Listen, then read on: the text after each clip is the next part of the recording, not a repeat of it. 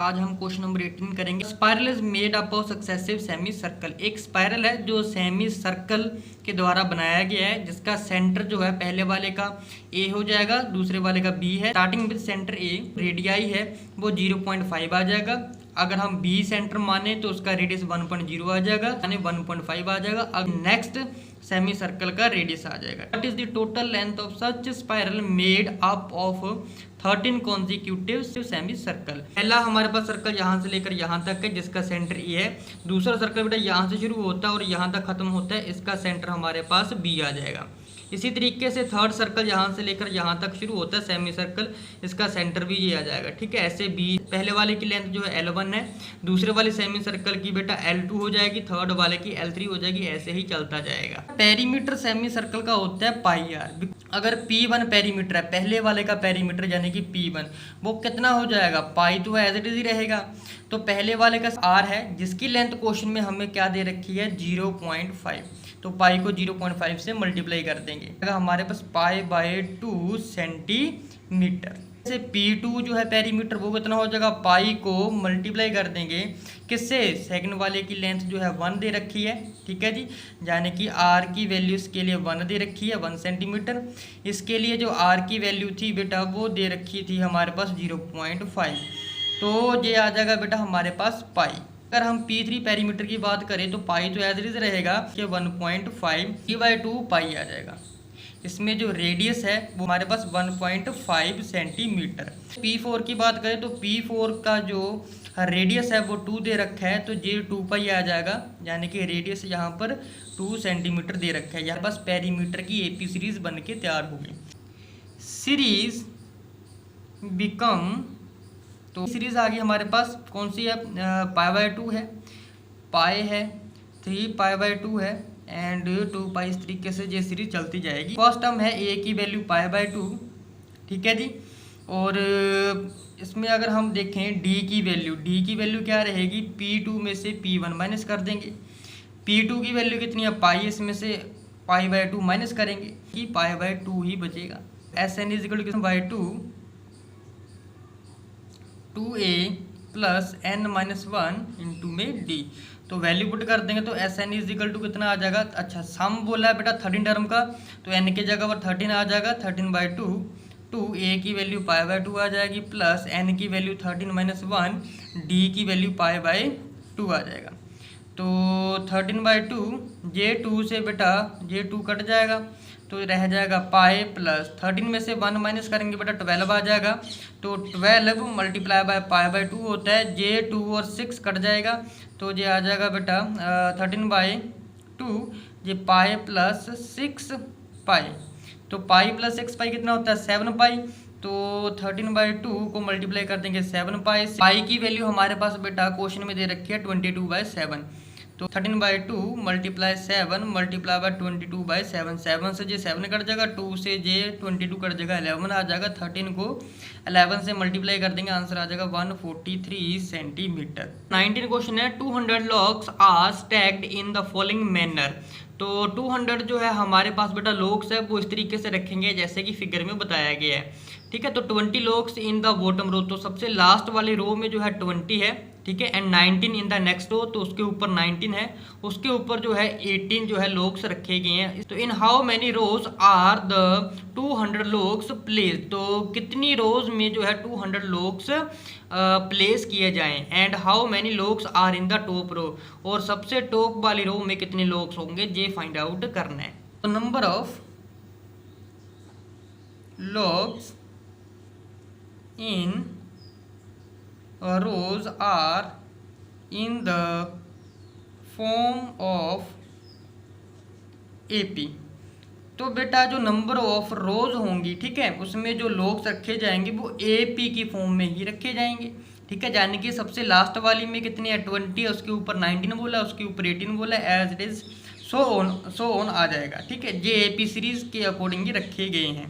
तो A की value 20 आ जाएगी, D की वैल्यू देखें तो एक डिग्रीज हो रहा है, तो -1 आ जाएगा, 100 में से 20 माइनस करेंगे तो -1 ही आएगा।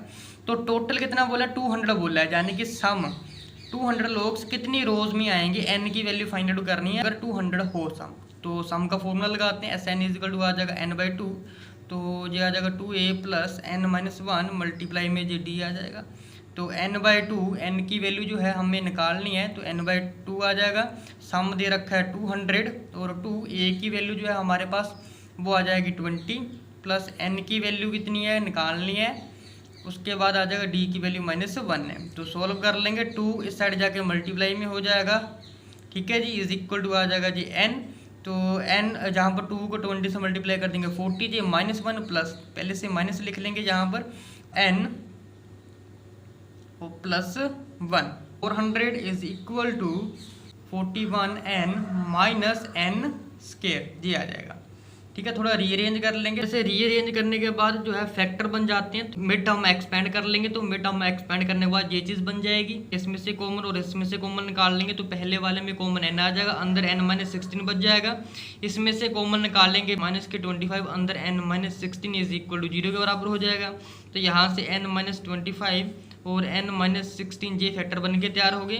तो n-25 को 0 के बराबर करें तो n की वैल्यू 25 आ जाएगी, n-16 को 0 के बराबर करेंगे तो n की वैल्यू यहाँ से 16 निकल के आ जाएगी। हम a_nth का फॉर्मूला लगाएं तो वो क्या होता है a प्लस n-1 इंटू में d आ जाए, 16 पुट करेंगे तो a16 इज इक्वल टू किसके बराबर आ जाएगा 20 प्लस 16 -1 मल्टीप्लाई में d की वैल्यू बेटा हमारे पास -1 अगर 20 माइनस के 15 ये आ जाएगा 5। तो a16 की वैल्यू कितनी है 5। अगर n की वैल्यू अगर हम 25 रखेंगे तो जो a25 होगा वो कितना आ जाएगा 20 प्लस यही फॉर्मूला ऐड करना है 20 प्लस ये आ जाएगा 25 -1 मल्टीप्लाई में -1 तो ये आ जाएगा 20 तो ये आ जाएगा -24। तो आंसर आता है हमारे पास -4। 200 logs can be placed in 16 row and number of जो logs होंगे बेटा in 16th row is 5 के नेगलेक्ट कर देंगे हम, जहाँ पर सिर्फ ओनली पॉजिटिव वैल्यू टेक करेंगे। 20 देखते हैं, एक पोटैटो रेस हो रही है तो बकेट जो है स्टार्टिंग पॉइंट के ऊपर प्लेस की गई है, तो which is 5 meter from first potato, जो कि पहले पोटैटो से 5 मीटर की दूरी के ऊपर है, and the other potato are placed 3 meter apart in straight line. तो दूसरा जो पोटैटो है, ठीक है, वो 3 मीटर की दूरी के ऊपर रखा हुआ, वो भी स्ट्रेट लाइन में। तो there are 10 potato in lines, तो टोटल जो है 10 पोटैटो रखे गए हैं लाइंस में, इस तरीके से फिगर में बता रखा है। As competitor start from the bucket, तो कॉम्पिटिटर को क्या करना है बकेट से स्टार्ट करना है, एंड उसके बाद नज़दीक से जो है पोटैटो उठाने शुरू करने हैं, एंड उसके बाद वापस आना है और बकेट में वो पोटैटो जो है ड्रॉप करना है, रखना है, and run back pick to next potato. इसी तरीके से फिर वो एक एक पोटैटो लेकर आएगा, बकेट में डालेगा, दोबारा फिर से जाएगा, ठीक है। And she continue in the same way until all potatoes are in the bucket. तो ऐसे कंटिन्यू करना पड़ेगा जब तक पूरे के पूरे पोटैटो बकेट में ना रखे जाएं। तो कह रहा है कि what is the total distance competitor has to run, तो टोटल डिस्टेंस कितना कॉम्पिटिटर ने रन किया होगा इसमें वो फाइंड आउट करना है। जो डिस्टेंस है of potato from the bucket has to, तो पहला कितना है बेटा 5 पर है, दूसरा कितना होगा 3 मीटर की दूरी के ऊपर होगा, तो 5 में 3 ऐड कर देंगे 8 आ जाएगा, अगेन इसमें 3 ऐड कर देंगे तो 11 आ जाएगा, अगेन 3 ऐड कर देंगे 14 आ जाएगा। यहाँ पर हमारे पास एक एपी सीरीज जो है बन के तैयार हो गई है इन दी फॉर्म ऑफ एपी। तो the distance run by the competitor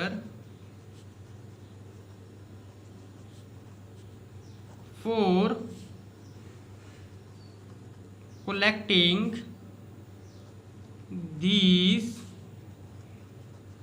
potatoes are 2 times of the distance at which the potatoes have been kept. पहले जो सीरीज बनी थी हमारे पास बेटा 5, 8, 11, 14, तो इसका क्या कर देंगे हम डबल कर देंगे, क्योंकि डबल डिस्टेंस उसे कवर करना पड़ रहा है आने और जाने का। एक बार आएगी फिर जाएगी, है ना। तो क्या सीरीज बन जाएगी 10, 16, 22, उसके बाद फिर 28, डबल कर दिया। अब आसान हो जाएगा। a = 16 है, d की वैल्यू कितनी आ जाएगी 6 आ जाएगी। टोटल डिस्टेंस निकालना है, ठीक है जी, जो 10 का ही बोला है ना।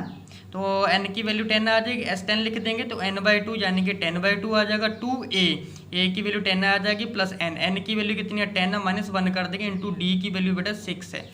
तो बेटा j आ जाएगा हमारे पास 5, 20 + 54 आ जाएगा। अब j 5 आ जाएगा 74, तो आंसर जो हमारे पास 370 निकल के आ जाएगा।